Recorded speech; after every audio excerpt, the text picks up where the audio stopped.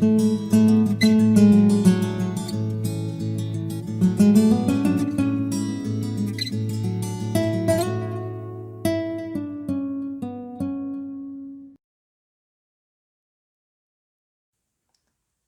buenas tardes, les doy la bienvenida a todos los que nos están escuchando por primera vez.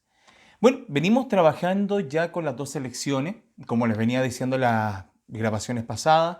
Tenemos diferentes lecciones, tenemos las 12, las 27, las 33, las 25.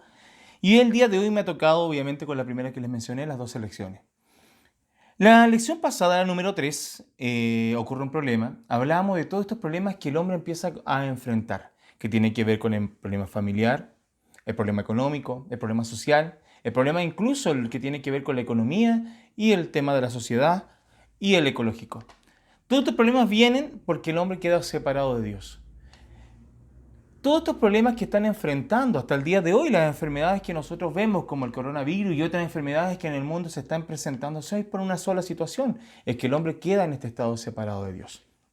Es por eso que la esencia del problema lo que quiere enfocarnos y enseñarnos es que todo lo que nosotros vemos como sufrimiento humano tiene que ver con un solo propósito, tiene una sola raíz y en este momento lo vamos a llamar como raíz para poder entender un poco más esta lección. Entonces, como raíz fundamental, todos los problemas vienen porque el hombre queda totalmente separado de Dios. Y esto no es algo que nosotros podamos tomar a la ligera, sino que algo gravísimo para el ser humano. Ya que para poder entenderlo de otra manera, hay algo que llamamos nosotros el principio de la creación. El principio de la creación nosotros lo encontramos en este caso en Génesis capítulo 1. Lo explicamos de esta manera.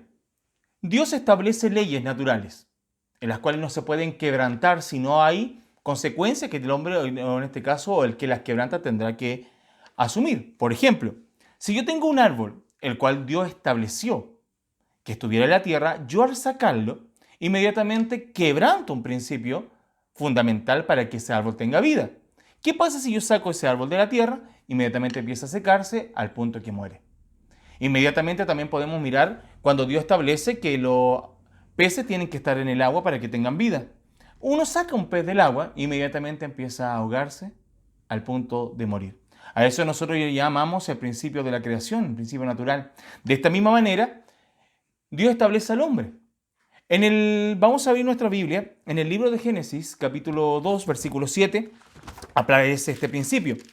Dice así: Entonces Jehová Dios formó al hombre del polvo de la tierra y sopló en su nariz aliento de vida, y fue el hombre un ser viviente.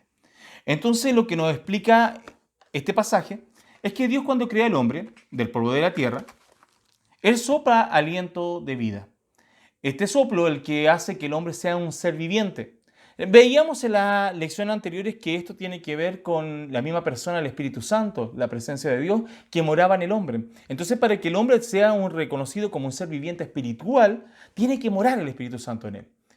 Pero, como vimos en las lecciones pasadas, este principio se quebranta y el hombre queda totalmente muerto de este principio. De la misma manera como se quebranta el principio natural, también se quebranta este principio espiritual sobre los seres humanos. Entonces todos los problemas vienen porque el hombre queda separado de Dios, que es la vida. La vida del hombre es estar con Dios. Sin Dios, el hombre está en una muerte espiritual. La pregunta que nos surge el día de hoy es: ¿por qué estamos separados de Dios? Podemos resumirlo en una palabra. Esto pasa porque el hombre quebrantó el pacto que Dios le estableció. Isaías 59:2 nos explica un poco sobre esta situación y dice: Pero vuestras iniquidades han hecho división entre vosotros y vuestro Dios, y vuestros pecados han hecho ocultar el rostro para no oír. Entonces está diciendo que nuestros pecados, nuestras iniquidades lo que hacen es que Dios no nos escuche, que Dios dé vuelta su rostro y de esta manera no tenga comunicación con el hombre. En 1 de Pedro, capítulo 1, versículo 16, nos explica un poco más por qué sucede esto.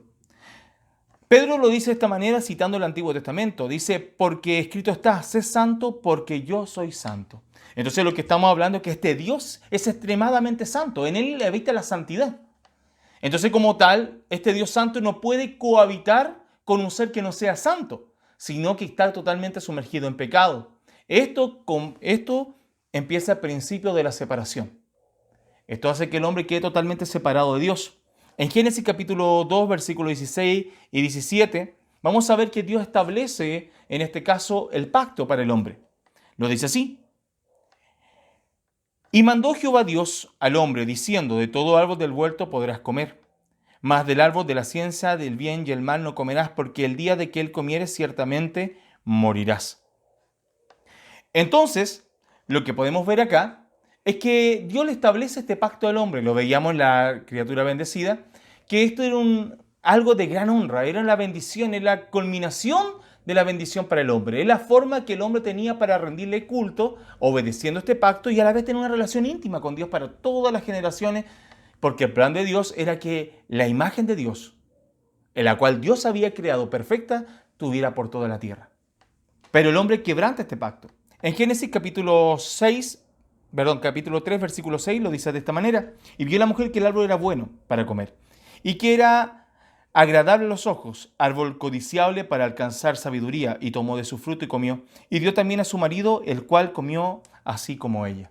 Entonces, este pacto que nosotros conocemos como pacto de obra, ya que el hombre lo que tenía que hacer era no comer, se quebranta en el versículo 6. En Romanos capítulo 5, versículo 19 nos explica un poco más cuál realmente es el pecado. Muchas veces nosotros definimos el pecado con diferentes variables, muchas veces porque gente piensa que el pecado es moral, tiene que ver con nuestra educación, o tiene que ver con nuestra sociedad, o cómo nosotros nos comportamos. Pero en niveles o las cuantías de Dios es mucho más elevado el tema del pecado. Tiene que ver con algo más profundo y más preciso. En Romanos capítulo 5, versículo 19, el apóstol Pablo lo habla con mucha claridad y lo dice, porque así como por la desobediencia de un hombre, los muchos fueron constituidos pecadores, así también por la desobediencia de uno, los muchos serán constituidos justos. Lo que podemos ver acá, que para el apóstol Pablo es claro que el pecado es la desobediencia. Lo que constituye a la humanidad pecadora es la desobediencia de un hombre representante y la mujer, como Eva y Adán, que eran representantes de la humanidad completa. Ellos fueron desobedientes al pacto de Dios y esto constituyó a lo que nosotros conocemos como pecado. En Romanos capítulo 5, versículo 12 lo dice así. Por tanto, como el pecado entró al mundo por un hombre y por el pecado la muerte, así la muerte pasó por todos los hombres por cuanto todos pecaron. Y en 1 Corintios capítulo 15, versículo 22 leímos de esta manera y dice, porque así como Adán todos mueren, también en Cristo todos serán vivificados. Entonces no está hablando de acá, no de una muerte orgánica, no está hablando de una muerte espiritual, ya que lo que el apóstol Pablo le está hablando a la iglesia, personas que están obviamente orgánicamente vivas, estaban viviendo sus vidas normales, pero le estaba hablando que ellos estaban anteriormente de conocer el Evangelio, estaban totalmente muertos. Entonces, ¿a qué se refiere esta muerte? Es la separación entre Dios y el hombre. Al separarse de la vida, el hombre queda totalmente en una muerte espiritual. Y esta es la gran muerte, a lo que después llamamos como segunda muerte, al estar totalmente por la eternidad separado de Dios. En Romanos capítulo 3, 23 dice, por cuanto todos pecaron y están destituidos de la gloria de Dios. Entonces, el pecado fue la división entre Dios y el hombre. Es lo que llevó al gran problema fundamental que nosotros estamos viendo el día de hoy. Entonces, como raíz número uno, lo que estamos viendo, primero, que el hombre está separado de Dios. Todos los problemas que el hombre enfrenta hasta el día de hoy, tanto sean físicos, mentales, psicológicos y espirituales, tienen una sola raíz. ¿Cuál es? Que el hombre está separado de Dios. Pero vamos a ver que detrás de esta separación hay un trasfondo, o detrás de este pecado. ¿Cuál es ese pecado cuál fue lo que llevó que el hombre pecara? ¿Dónde pasó esto de que esta humanidad que Dios la había hecho perfecta y en extrema bueno para Dios, después en otros capítulos vemos y hasta el día de hoy que el hombre queda totalmente sumergido en pecado? Ese transforme lo tiene Satanás. De hecho, en 1 de Juan, capítulo 3, versículo 8, dice así, el que practica el pecado es del diablo, porque el diablo peca desde el principio. Para esto apareció el Hijo de Dios, para deshacer las obras del diablo. Entonces lo que vamos viendo acá, que dice que todos aquellos que practican del pecado son del diablo. Lo que nos está hablando acá, que el trasfondo del pecado tiene que ver especialmente con Satanás. Satanás es aquel que trajo el pecado a la humanidad. Es aquel que trajo al huerto, a esta creación perfecta, este plan de desobediencia total a la voluntad de Dios. Vamos a ver un poco más de quién es Satanás. Ya hemos visto que el hombre queda separado de Dios, que era producto por el pecado. Pero ahora vamos a ver que este trasfondo del pecado lo tiene, en este caso, Satanás. Para entender un poco de Satanás, cuando nosotros hablamos de aquel diablo, Satanás, Lucifer, como muchas veces lo podemos mencionar como el dragón y otras formas más que la Biblia o popularmente se mencionan, siempre lo miramos como una caricatura. Pero Satanás es un ser que es implacable y que tenemos que tener conocimiento de él, ya que es el gran enemigo de la humanidad y también especialmente de la iglesia, aquellos que creen en el Evangelio que es Jesús el Cristo. Es por eso que tenemos que tener claridad quién es Satanás. Y es por eso que la Biblia se detiene para poder explicarnos quién es este ser. En el libro de Ezequiel, en el capítulo 28, vamos a poder verlo desde el 12 hasta el 18, pero yo solamente me voy a detener, en este caso, en 4 versículos. Vamos a leer el 12, 13, 14 y 15. Y dice así: y el Hijo del Hombre, Hijo de hombre, levántate, endechas sobre el rey de Tiro, y dile así: así ha dicho Jehová el Señor, tú eras sello de la perfección, lleno de sabiduría, acabado de hermosura.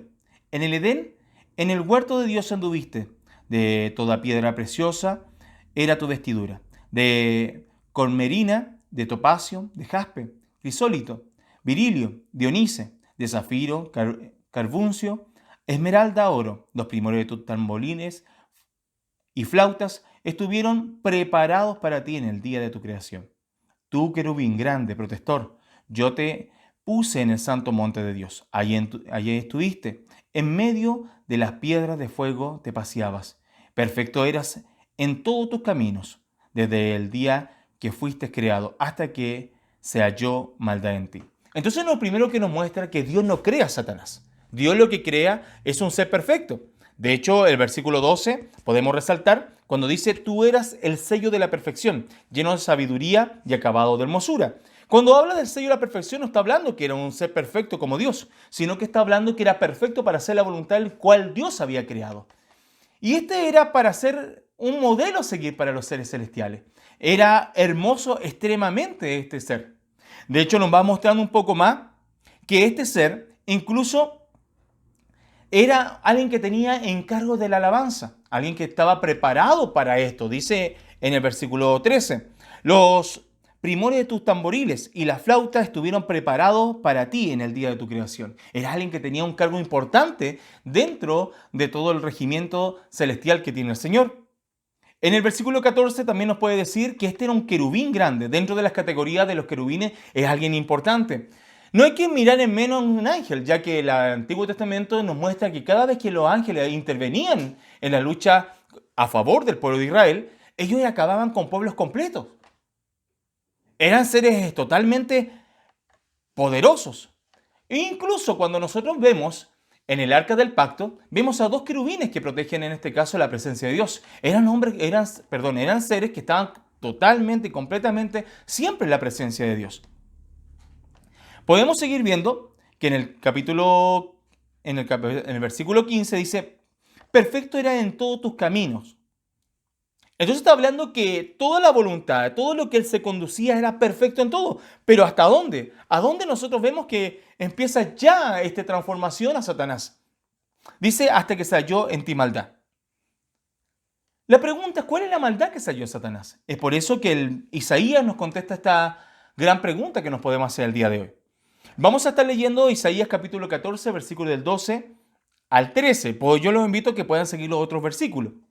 Pero vamos a detenernos solamente en estos 2 versículos para entender un poco cuál fue la maldad de que Satanás, o en este caso el querubín perfecto, fue que se corrompió. Dice así el versículo 12. Como caíste del cielo, oh lucero, hijo de la mañana, cortado fuiste por tierra, tú que debilitabas a las naciones, tú que decías en tu corazón: subiré al cielo, en lo alto, junto a las estrellas de Dios, levantaré mi trono. Y en el monte del testimonio me sentaré a los lados del norte. Entonces lo que vemos acá, otra característica del pensamiento y del plan que tenía Satanás. Lo que estaba en su corazón, ¿qué era? Era ser como Dios. Era sentarse en el trono de Dios. Él quería sentar y tenía un lugar. Quería estar frente a sus mismos compañeros de la creación, se puede decir, de los ángeles. Él quería estar en el trono, él quería gobernar, él quería sustituir a Dios. Quería ser el mismo Dios. Ese era lo que habitaba en el corazón de Satanás. Pero vemos que este Satanás no solamente quedó en un pensamiento, así mismo como nos explica las Escrituras, que el pecado no solamente llega, es un acto que se hace, sino que nace en el corazón del hombre o de la criatura, en este caso de Satanás. En Apocalipsis capítulo 12, voy a estar leyendo el versículo 3 y el 4, nos habla de una gran pelea que ocurre en el cielo. Y nos habla un poco más de este Satanás. Dice así, en el versículo 3 del libro de Apocalipsis, conocido también como Revelaciones. También apareció otra señal en el cielo. He aquí un gran dragón, escarlata, que tenía 7 cabezas y 10 cuernos, y en sus cabezas 7 diademas. Y su cola arrastraba la tercera parte de las estrellas del cielo, y las arrojó sobre la tierra. Y el dragón se paró frente a la mujer, la que estaba para dar a luz, a fin de devorar a su hijo pronto como naciera. Entonces lo que la Biblia nos está mostrando en ese momento es que Satanás, el plan que tenía, lo realizó. En la Biblia, cuando habla de los seres celestiales, o en este caso las estrellas, se está refiriendo a los ángeles. El poder del engaño de Satanás y de convencimiento en contra de Dios es tan tremendo que engañó incluso a estos seres que estaban viendo la presencia de Dios continuamente. Entonces no podemos mirarlo en menos. No es un ser que nosotros podamos tomar a la ligera. Es un ser terrible, conocido también como el gran dragón, como lo miramos acá, o la serpiente antigua. En Efesios capítulo 2, versículo 2 dice, en los cuales anduviste en otro tiempo, siguiendo las corrientes de este mundo, conforme al príncipe de la potestad del aire, espíritu que ahora opera en los hijos de desobediencia. Entonces vamos a resaltar acá 2 palabras. Las palabras que vamos a resaltar acá, dice que siguiendo las corrientes del mundo, conforme al príncipe de la potestad del aire. Aquí cuando habla de la potestad del aire, no está hablando solamente del oxígeno o del aire que nosotros conocemos como atmósfera, sino que lo que está hablando es lo que está intermedio entre el hombre y Dios. Un pasaje que puede identificar mucho lo que encontramos en Daniel cuando tiene que hacer su oración. Cuando estaba intercediendo por Israel, Daniel dice que estaba en esta oración y que esta oración que lo llevaba a los ángeles a la presencia de Dios, Satanás mismo empieza a intervenir y ocurre una gran lucha en el cielo. Entonces, este ser opera en estos lugares entre Dios y el hombre. ¿Para qué? Para que el hombre, que lo vamos a ver más adelante, no pueda percibir este evangelio. Y lo segundo, que le llama el príncipe de este mundo. Este ser no solamente tiene una autoridad, una influencia básica, sino que él es el monarca de esta civilización o de este siglo. En San Juan capítulo 8, versículo 44, y también vamos a estar leyendo primera de Juan 5:19, nos muestra al rebelde o al divisor, o al mentiroso, como lo podemos decir. En San Juan capítulo 8, versículo 44 lo dice así, vosotros sois de vuestro padre el diablo, y los deseos de vuestro padre queréis hacer. Él ha sido homicida desde el principio, y no ha permanecido en él la verdad, porque no hay verdad en él. Cuando habla mentira, de suyo habla, porque es mentiroso y padre de mentira. Entonces no está hablando que él tiene la paternidad de la mentira. Podríamos decir que él tiene la patente de la mentira. En él está la mentira pura. Él es un engañador por esencia. Y él haría todo para poder engañar al hombre y a la humanidad y a aquellos Dios había establecido para poder llevar su imagen, en este caso Adán y Eva. Como les mencioné, en primera de Juan capítulo 5, versículo 19 dice, sabemos que somos de Dios y el mundo entero está bajo el maligno. Entonces lo que está hablando es que este poderío no es básico, sino que la humanidad completa está en este estado. Toda la humanidad que nace separada de Dios cae en este estado de Satanás. Vamos a seguir viendo pasajes. Vamos a leer en San Juan capítulo 16, versículo 11, para poder seguir entendiendo lo que es Satanás. Y dice, y de juicio, por cuanto el príncipe de este mundo ya ha sido juzgado. Entonces vuelve a decirlo, el príncipe de este mundo. Y quiero que lo detengamos porque lo vamos a hacer mención que ya ha sido juzgado. Para que podamos ver este próximo versículo, que lo vamos a ver más abajo y poder entender un poco cuál es la obra de Satanás. Y leemos en 2 de Corintios 4:4, dice, en los cuales el Dios de este siglo cegó el entendimiento de los incrédulos para que no le resplandezca la luz del Evangelio, la cual es la gloria de Cristo, el cual es imagen de Dios. Entonces lo que están hablando lo identifica acá como el Dios de este siglo.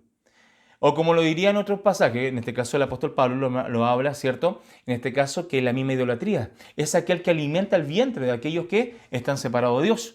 Es todo lo que el hombre busca. Él es experto en poder ser un proveedor para aquellos que necesitan algo que se aleje totalmente de la voluntad de Dios. Entonces, este Satanás es el Dios de este siglo. Aquí la humanidad completa se rinde y le presta pleitesía, ya que todo lo que está fuera del pacto, fuera de la voluntad de Dios, es pecado, como nos explica la Biblia. Podemos ver que esta intención de Satanás es terrible. En San Juan capítulo 10, versículo 10 dice así: el ladrón no viene sino para hurtar, matar y destruir. Yo he venido para que tengan vida y para que la tengan en abundancia.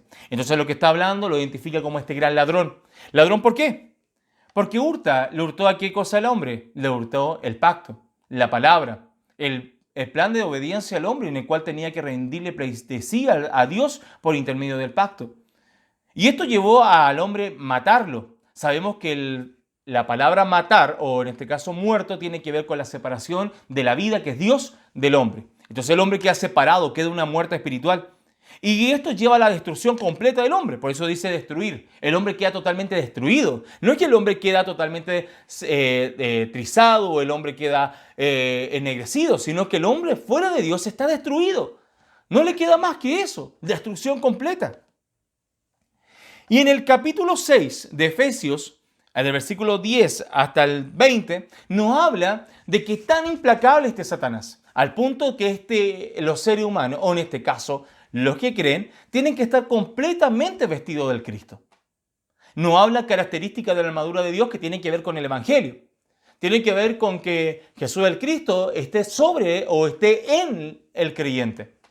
¿Pero por qué esto? Porque Satanás no lo podemos vencer con una palabra, no lo podemos vencer con una declaración, no lo podemos vencer con ninguna cosa. El hombre está totalmente a la merced de Satanás.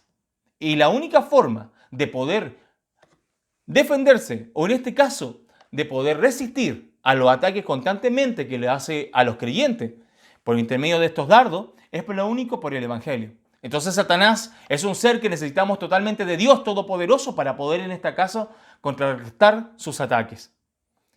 En 2 de Corintios capítulo 11, versículo 14 lo dice así: y no es maravilla, porque el mismo Satanás se disfraza como ángel de luz.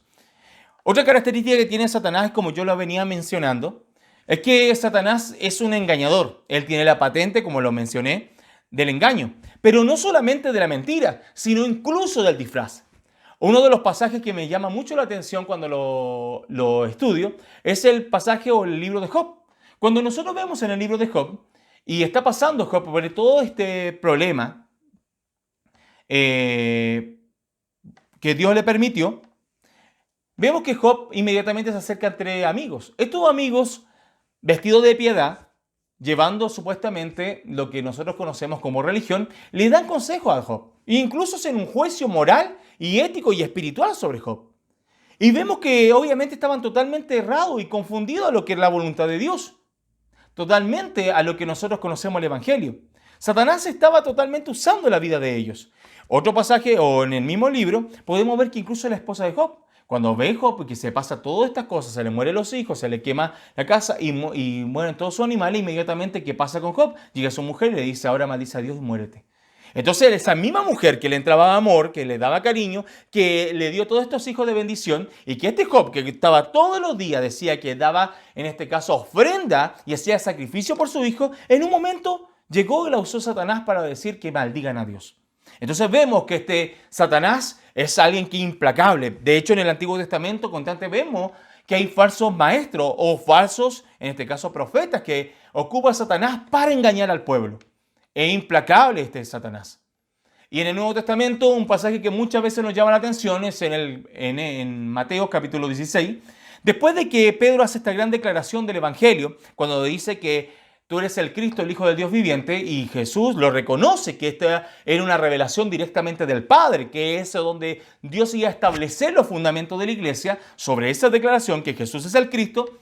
Después vemos que un poco más adelante Jesús estaba planteando cómo iba a ser su vida a Jerusalén y que era necesario que él se presentara. Inmediatamente Pedro se presenta y dice que le iba a impedir ir para allá, que no podía porque si no iba a morir en la cruz. Y inmediatamente el Señor, mirando obviamente por quién estaba siendo influenciado, era por el mismo Satanás y le dice, apártate de mí, Satanás. Entonces vemos que este Satanás se puede disfrazar tanto de un familiar, de incluso maestros, incluso pastores o líderes que hoy día vemos que se pueden vestir de piedad. Y hay que tener mucho cuidado cuando nosotros vemos que incluso en la iglesia de Corinto y en este caso de Gálatas, venían estos maestros que daban un evangelio que no era otro, dice, que no era sacado que no era otra escritura, sino que la misma escritura engañaban, perturbaban, confundían a la audiencia. Entonces Satanás tiene el engaño en sí. Entonces la pregunta, ¿para qué ocupa todo este engaño? ¿Para qué ocupa todas estas artimañas?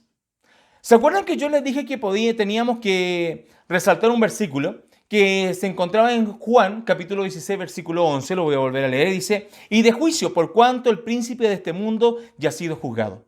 Satanás ya ha sido juzgado por Dios. Y lo podemos ver en el libro de Revelaciones o Apocalipsis. Habla que este dragón va a ser juzgado y que va a estar por la eternidad en el infierno.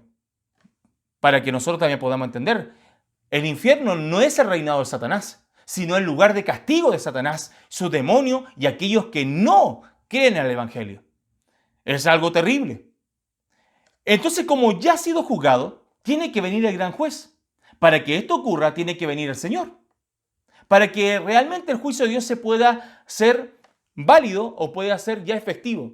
Me gusta mucho el pasaje de Romanos capítulo 16, versículo 20. Dice que en pronto ya el Señor pisará la cabeza de Satanás. Invocando a Génesis capítulo 3, versículo 15, donde dice que la simiente de la mujer iba a pisar la cabeza de Satanás y esto iba a ser la gran victoria para toda la iglesia y todos los creyentes. Entonces vemos que este acto tiene que ejecutarlo Dios, pero en la segunda venida. Pero para que esto ocurra, de acuerdo a lo que dice en Mateo 24, 14, dice que este evangelio será predicado en todo el mundo para testimonio de las naciones y luego vendrá el fin. Entonces tiene que venir este evangelio. Es por eso que la razón del objetivo de Satanás es el evangelio. Es aquellos que portan el evangelio y que la humanidad no conozca de este evangelio. Lo dice muy bien en el 2 de Corintios capítulo 4, versículo 4. Lo vamos a detener un momento porque es algo que tenemos que mirar con claridad para entender cuál es el ataque real que hace Satanás. Dice así, en los cuales el Dios de este siglo cegó el entendimiento de los incrédulos para que no le resplandezca la luz del evangelio, de la gloria de Cristo, el cual es la imagen de Dios. Entonces lo que nos está hablando este pasaje, que Satanás ocupa todas estas cosas que nosotros vemos, tanto el engaño, es sagaz, o como lo diría Pedro, que anda como león rugiente, habiendo a quien devorar. ¿Cuál es el fin? El evangelio. Asimismo, como lo hizo con Adán y Eva, robándole el pacto, asimismo como lo hizo con Israel, cuando Dios estableció el evangelio, la anunciación del Mesías, constantemente los confundía, los llevaba a que ellos buscaran las tradiciones paganas o ellos se desviaran del propósito de Dios, asimismo lo hizo con la iglesia y hoy día lo hace también. Ese propósito de Satanás, ¿por qué? Porque no quiere que el Señor venga. Porque cuando el evangelio del Señor, que Jesús el Cristo, sea predicado en todas las naciones, entonces vendrá el fin. Y eso será el tema final para Satanás. Es por eso que tenemos que tener claridad cuál es el ataque de Satanás. El ataque de Satanás no tiene que ver con un tema económico. Satanás te puede dar mucha riqueza, como también te puede quitar, para que tú estés distraído y al final tu reacción o tu querer sean realmente lo material. A lo mejor lo intelectual, a lo mejor la familia, a lo mejor la enfermedad. Es por eso que el mundo está totalmente engañado, porque no conoce la voluntad de Dios. ¿Y cuál es esta voluntad que nos habla las Escrituras? Es que nosotros conozcamos en el Hijo, como lo diría Juan. Que nosotros conozcamos al Hijo, esa es la voluntad de Dios. Y que todos pues llegamos a esta salvación por intermedio del Evangelio. Entonces no nos podemos nosotros confundir, especialmente aquellos que hemos recibido el Evangelio. Tenemos que tener claridad cuál es la obra de Satanás. Es por tanto que nosotros podemos ya entender que todos los problemas de la vida, tanto económicos, físicos, ataques de todo tipo, tienen un solo propósito. ¿Cuál es ese propósito? Lo que pasó en este caso, en el Antiguo Testamento, que el hombre queda separado de Dios. ¿Producto de qué? Del pecado. ¿Cuál es ese pecado?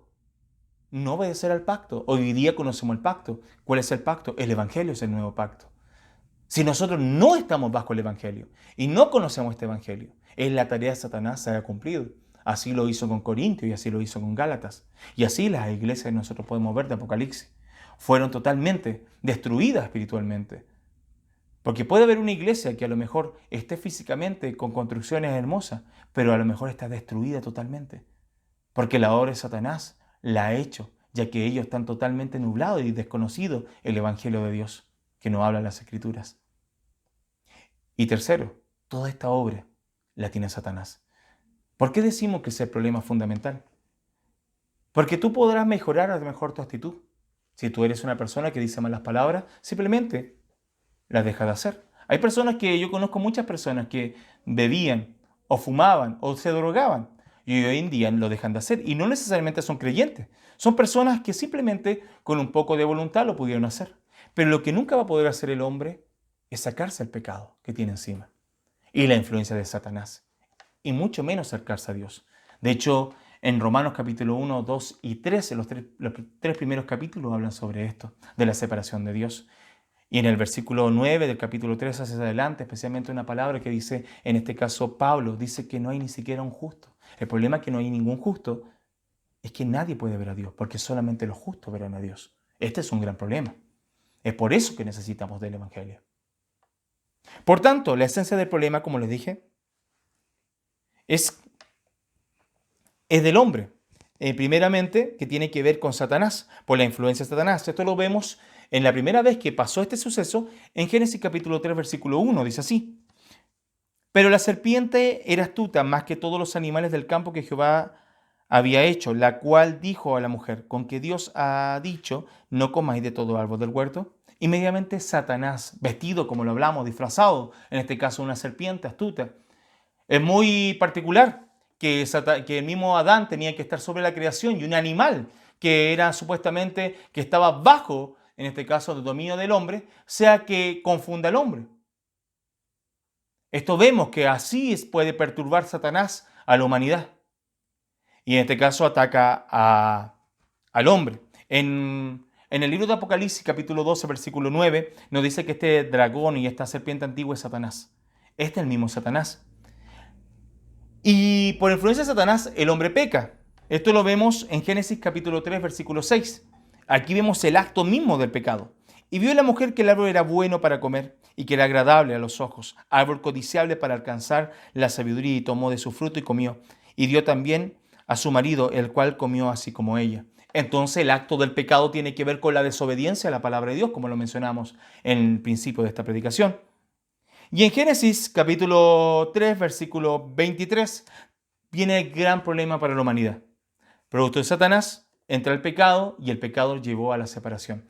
Leemos el versículo 23, en el cual dice así, vamos a leer también el 24, y dice, y lo sacó Jehová del huerto del Edén, para que labrase la tierra de que fue tomado. Y echó pues fuera al hombre, y lo puso al oriente del huerto del Edén, querubines y una espada que encendida que se revolvía por todos lados, para guardar el camino del árbol de la vida.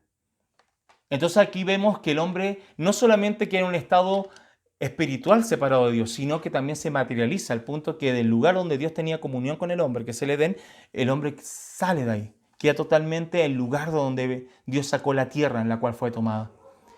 Y lo más terrible de esto es que el hombre inmediatamente se vuelve enemigo de Dios, como lo vemos constantemente en las Escrituras. Y esto lo vemos reflejado ya que Dios mismo pone querubines y una espada que se revolvía. Y creo que eso no es para dar la bienvenida a alguien que se acerca a casa. Si yo me voy a una casa y veo que alguien pone dos perros, como Rottweiler, bravos para poder recibirme, creo que no me están esperando con una buena bienvenida. Al contrario, creo que quieren acabar conmigo. Asimismo, el hombre que quiere acercarse por sus propias cuentas ante Dios, inmediatamente se corta el camino. Es por eso que el día de hoy y las siguientes lecciones vamos a estar hablando más de este camino. ¿Cuál es el verdadero camino? Como diría en San Juan capítulo 14, versículo 6. Jesús es el camino, la verdad y la vida. Y tenemos que conocer a Jesús como realmente Dios quiere que le conozcamos, como el Cristo, el Hijo de Dios viviente. Así que los invito a que podamos seguir compartiendo con estas lecciones. Vamos a terminar con una oración y que Dios nos siga dando gracia para que podamos aprender y seguir mucho más conociendo de la voluntad de Dios para nuestras vidas. Amado Dios, Padre eterno, te damos gracias por tu palabra, la cual, Padre amado, nos llena de vida, Señor. La vida la que tienes tú, Señor, la que, Padre, te pertenece a ti y mora a aquellos que creen en tu Evangelio, que Jesús es Cristo. Te pido por aquellos los que están en casa, por aquellos que están enfermos, por aquellos que, Padre amado, están pasando dolencia, que puedan creer, Señor, el Evangelio, que es la solución del hombre. Y teniendo el Evangelio, son solucionados todos los problemas de la vida.